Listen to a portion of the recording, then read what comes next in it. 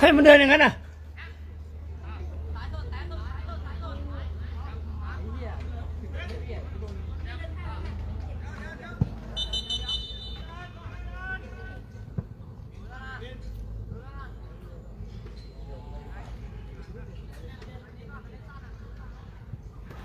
รองเท้ากัดตีนมันแล้ว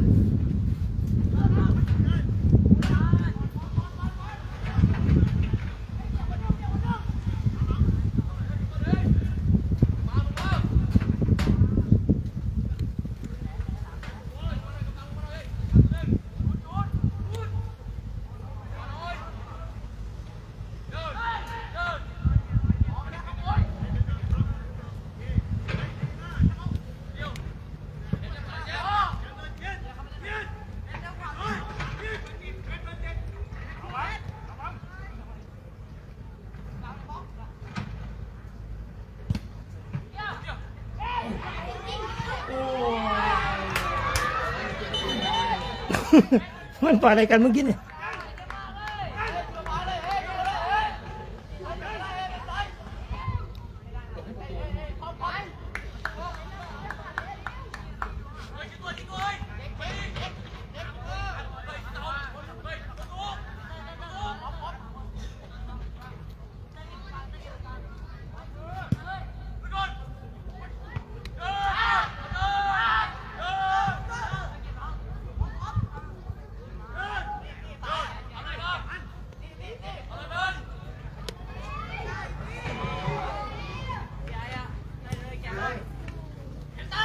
ต่อ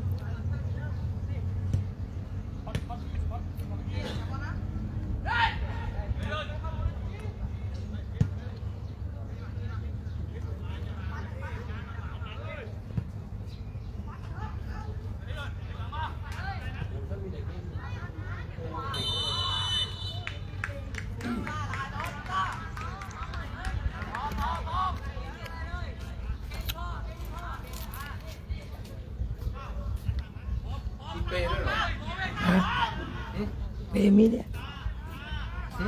อะไรนะ มีเปย์นอนด้วยป่ะ ไม่รู้สิห้องเขานั่งห้องเก็บของเขา เก็บผู้บอลป่ะ เก็บลูกรักบี้ กลายเป็นเกมของเขาแล้วตอนนี้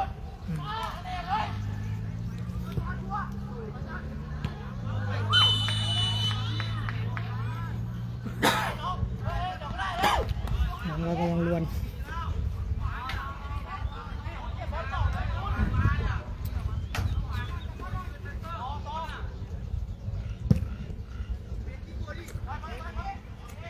เตะทิ้งทำไมเนี่ย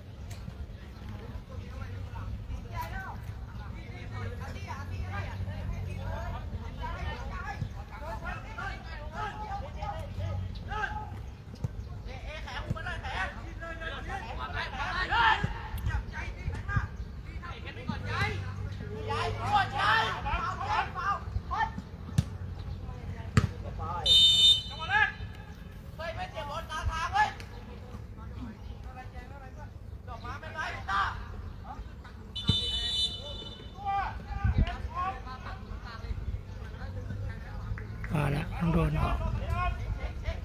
ใครไอ้แม็กใช่ไหม บิวบิวบิวบิวหรือบิว บิว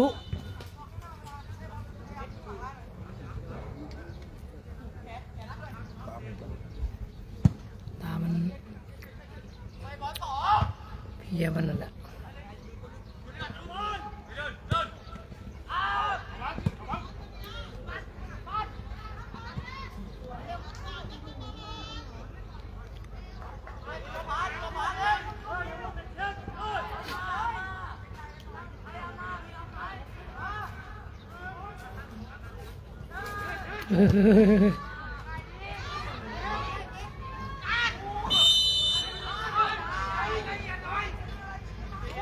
ลืมพักตัวเองละ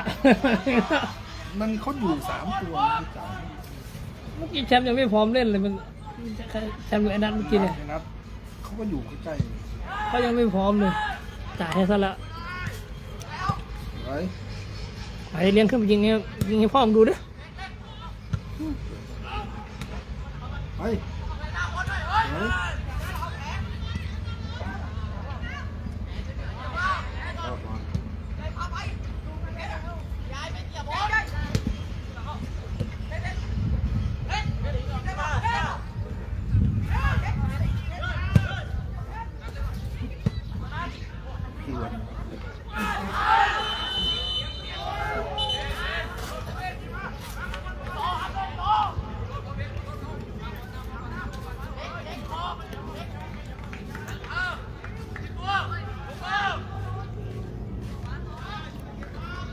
เฮ้ย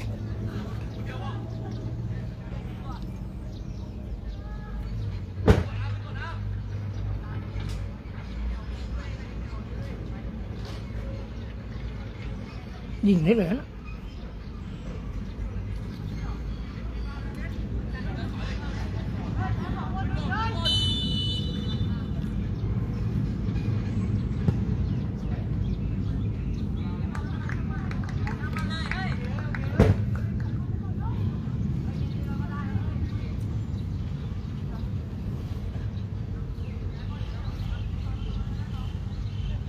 แล้ว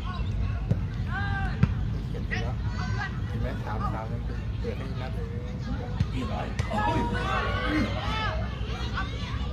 เอ้าประตูไอ้เบน หนูเล่นใกล้ได้ไงโดน2 ลูกแล้ว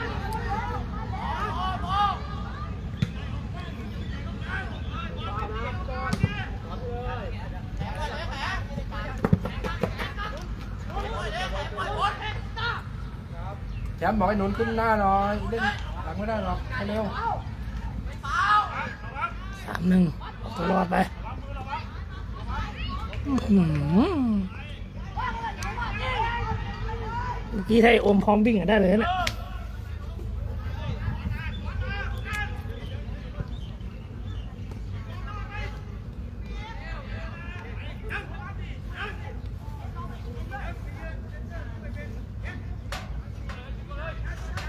เล่น4แล้วเขาวเนี้ย เปลี่ยนแล้วมันหลุด เออ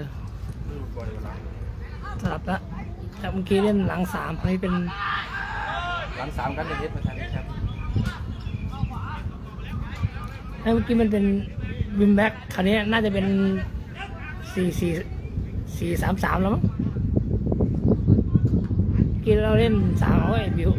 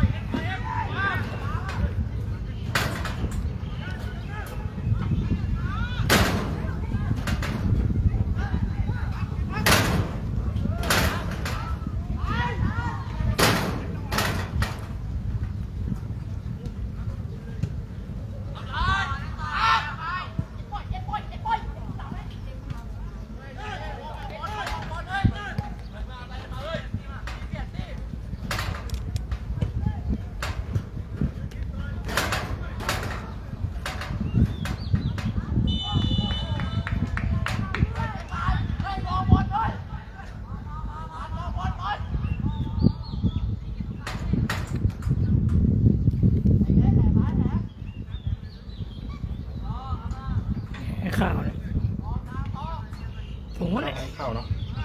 ให้ข้าวยืนบางลายให้นัดยืนล้ำหน้าไว้ แล้วก็ปล่อยให้มันตกแทนให้ข้าวเล่นแทน พันนั้น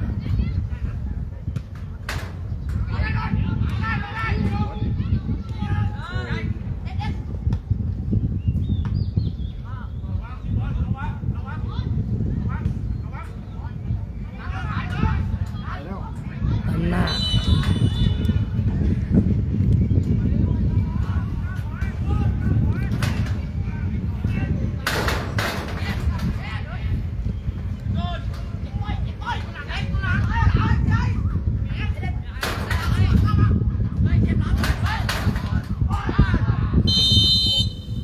โดนเตะแล้ว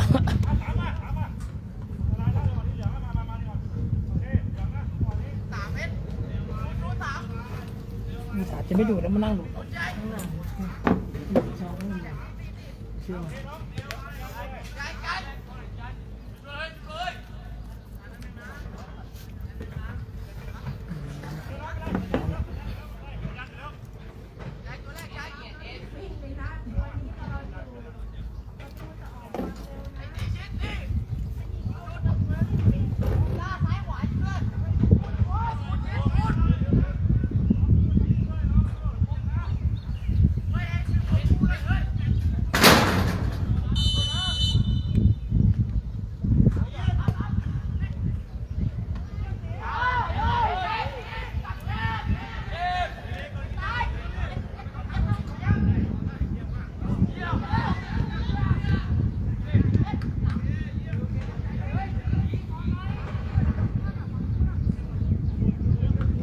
ข้าวต้องมาล้างแล้วข้าว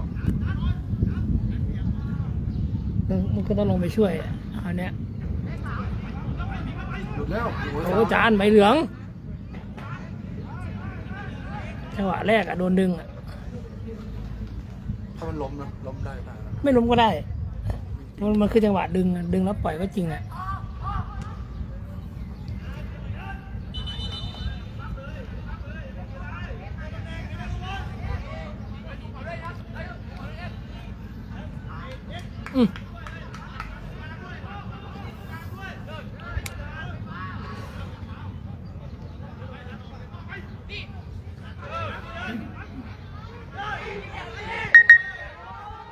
เริ่มหมดแรงแล้วล่ะ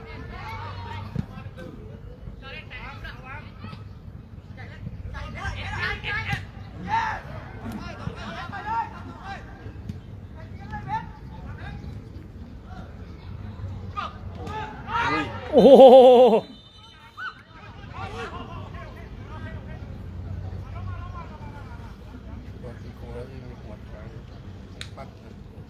ถ้ากติกาดีๆโดนใบแดงนั่นแหละหัวอย่างเงี้ยประตูจับแล้ววิ่งไปหัวต่อ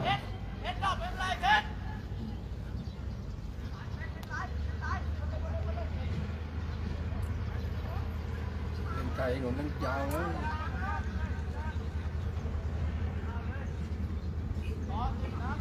ฝั่งนู้น3ฝั่งนี้1เลือกเอาหนูนะ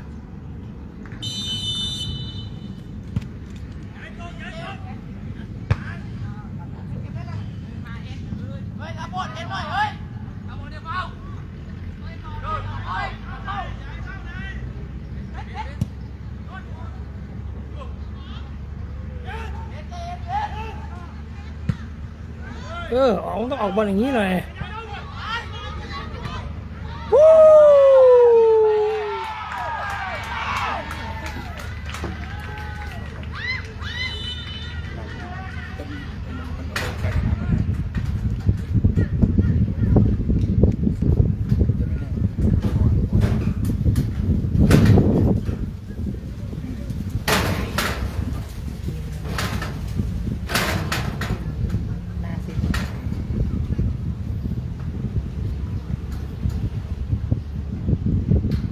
คูลิ่งเบรก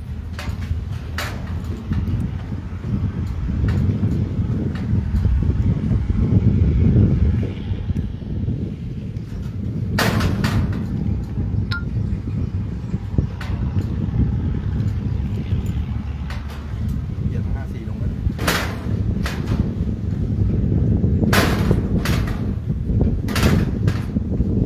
ไม่ต้องไปเขาทำเหมือนกันนะ 4เนี่ยแค่เขาวันนี้ก็จะมาแก้แค่เกิน4เหมือนกันถ้าเขา54ลง54ลง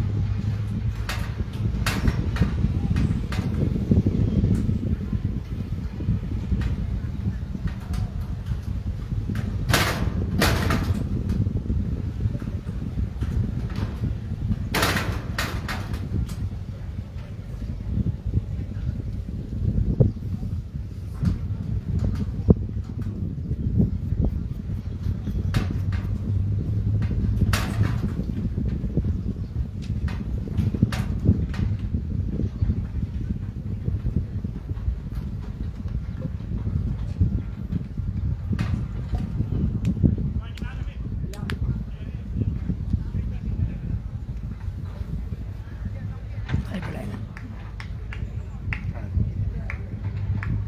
ไอ้ผูใครถ้าตามมันเดินตามกล้วยไม่เป็นไร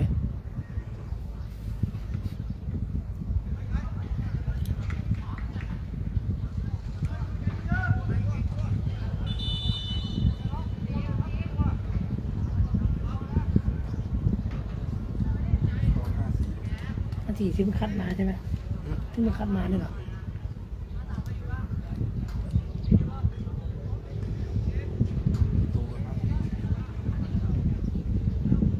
ไม่ประตูผมดีอะ ลูกของลูกของโค้ชชลบุรี54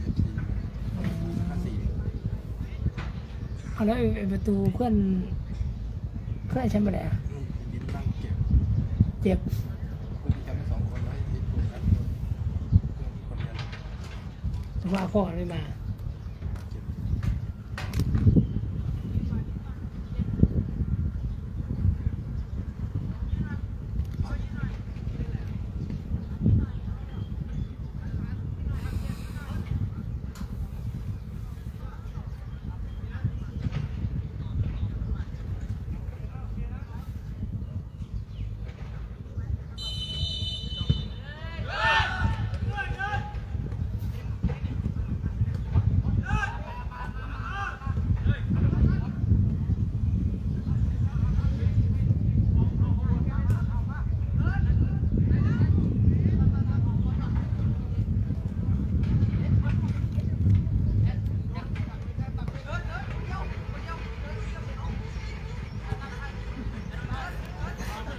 พัดวิ่งมาแหกโค้ง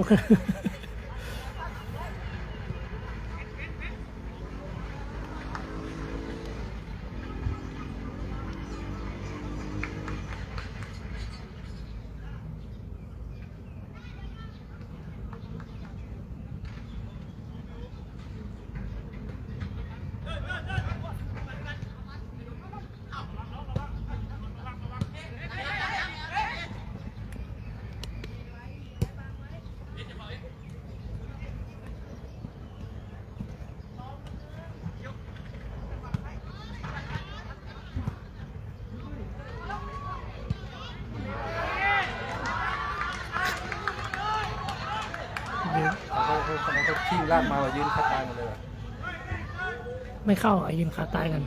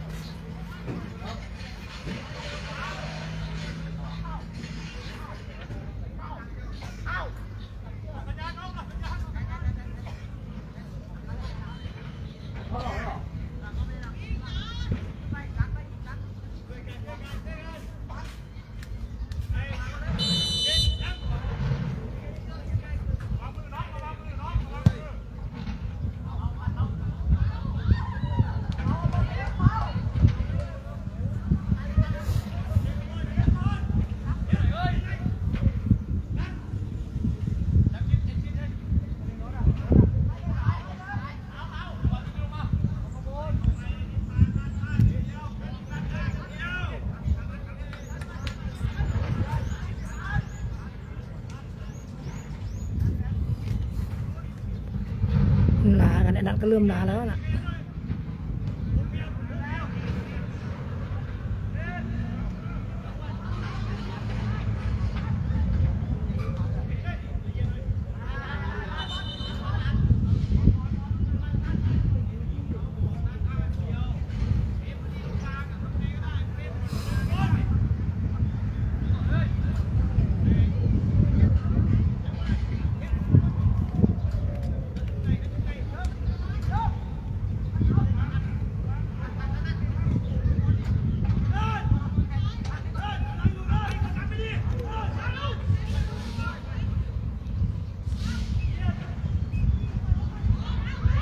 บอกเขาปล่อยแล้วดีเลยบอกให้มันปล่อยแล้ว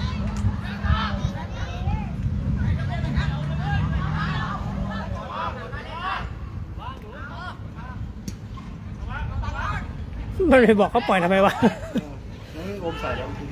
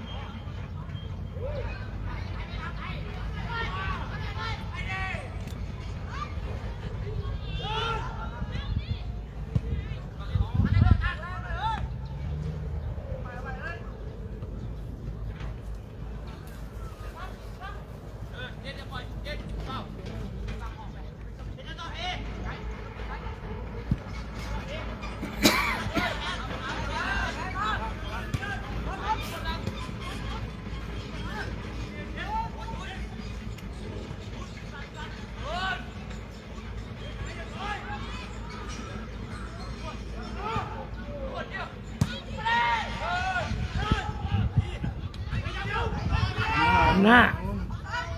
โอ้ย ถอยนิดเดียวก็ได้แล้วถอยนิดเดียวอ่ะ ถ้ามันมีแรงมันไปเองไอ้นัท ว่ามันเอาเคาน์เตอร์เองว่า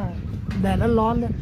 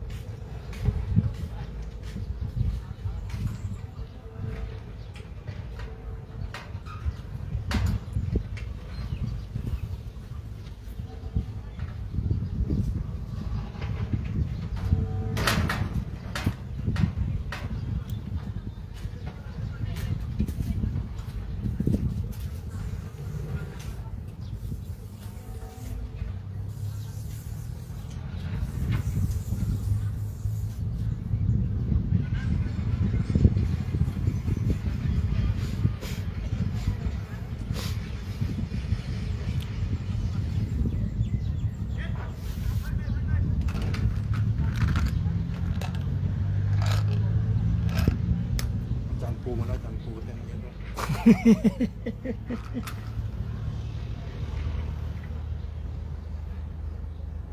ประกอบกันนะ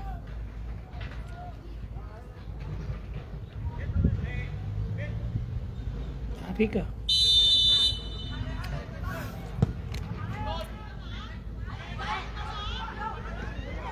เตะกันเองอีก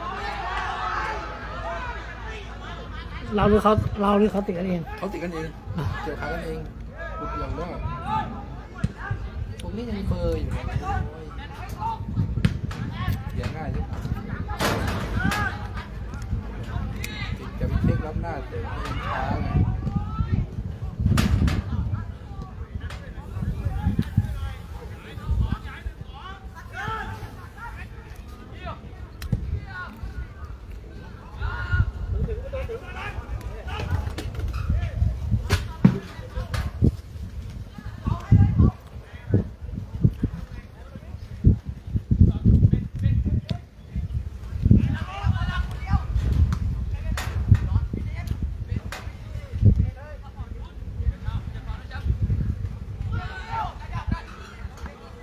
ขาด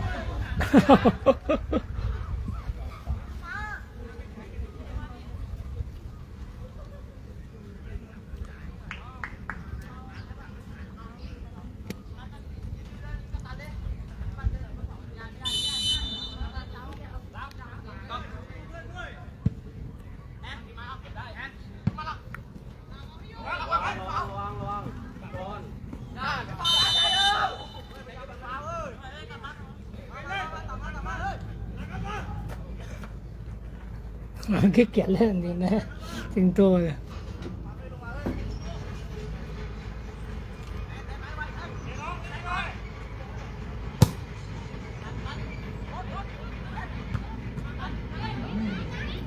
นัดวู้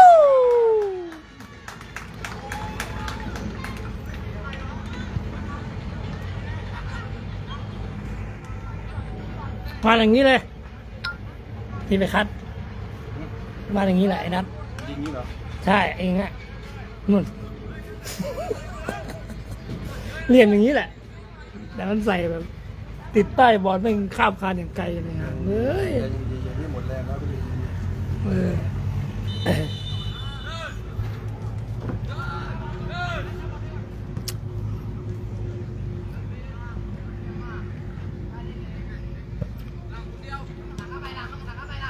เพลง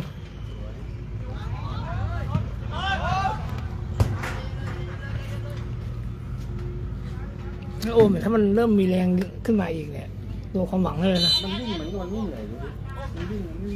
ไม่หอดเลยดูเสียมไม่เกียดเหนื่อยไปเลย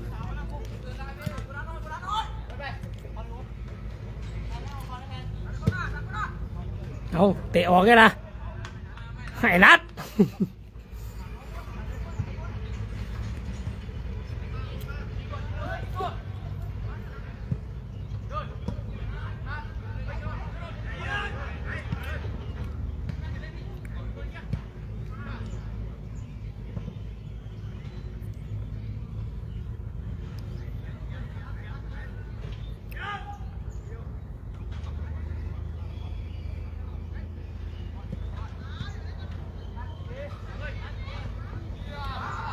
ตายแล้วโอ้ยโอ้ยโอ้โหนัดวิ่งจะคิวจะแดกมาแล้วนะนั่น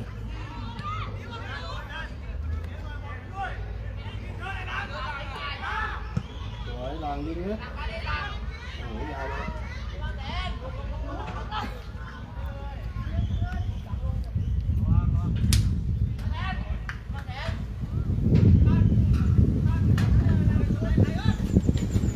เดี๋ยวรอเอาเพื่อนก่อน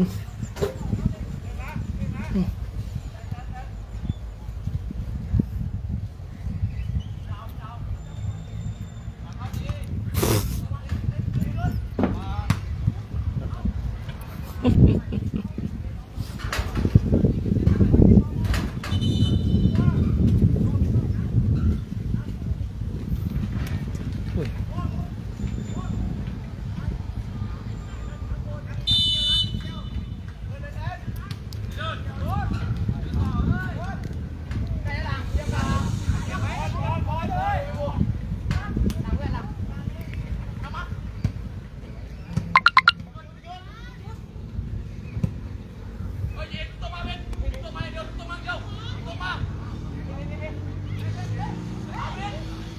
ให้อยู่มา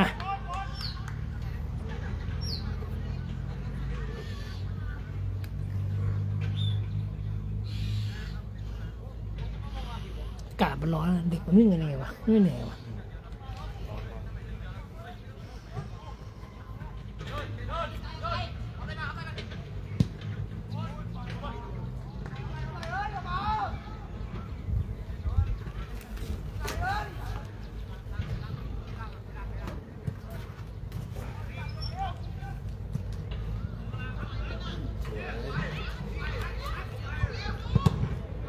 ไอ้นี่โอมขายยาวๆไปดิ โอ้ยิ่งอะไรมาเลยวะปวดแซงเลย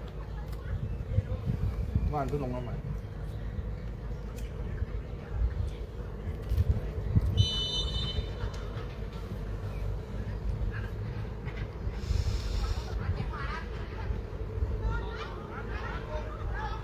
บุญทงไม่รัด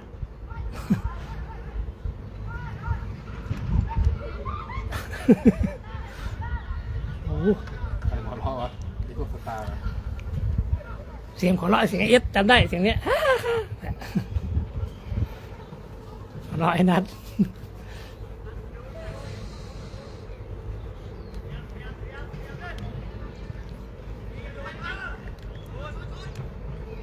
ชุดที่มันแรงดีเลยวิ่งในครึ่งแรกครึ่งหลังเลยเว้ย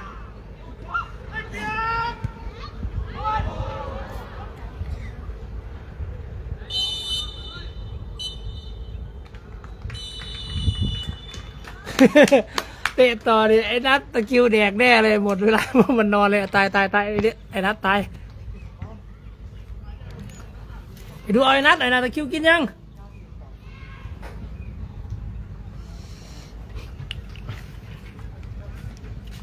4-2ครับ